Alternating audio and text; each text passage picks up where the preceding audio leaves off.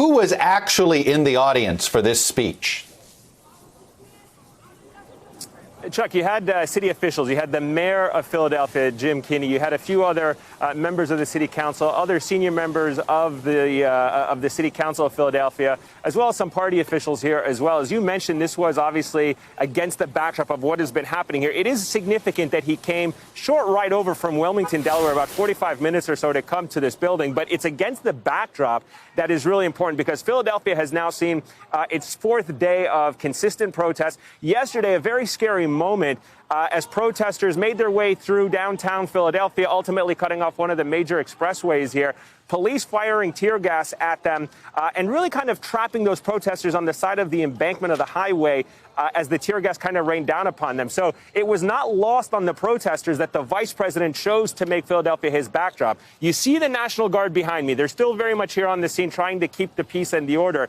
But all eyes today were on this building, City Hall. That is where Joe Biden delivered his comments. He set the tone to try to be in stark contrast to what we're seeing from the president, and in fact, really drew that distinction between the president being part of the problem, not the solution. Watch what he had to say.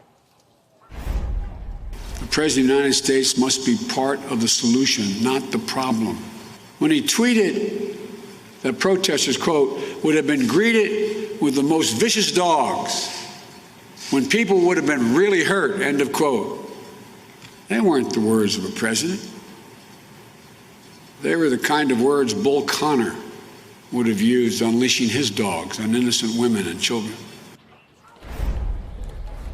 So, Chuck, a few things really quickly to note about former vice president's comments. One, he also went a little bit further, saying that you can't wait for the elections for Congress to act. He wants police to stop using chokeholds and new legislation that is introduced or is going to be introduced in Congress. He also wants weapons of war out of the hands of police as they police communities and cities all across this country. So the former vice president using this both as an opportunity for him to get back out into the public, to be part of the national conversation about it, but at the same time saying that if in fact he is elected president, he is going to try to bring this country and heal this country, not exploit it for political gain. Hey there, I'm Chris Hayes from MSNBC. Thanks for watching MSNBC on YouTube. If you want to keep up to date with the videos we're putting out, you can click subscribe just below me or click over on this list to see lots of other great videos.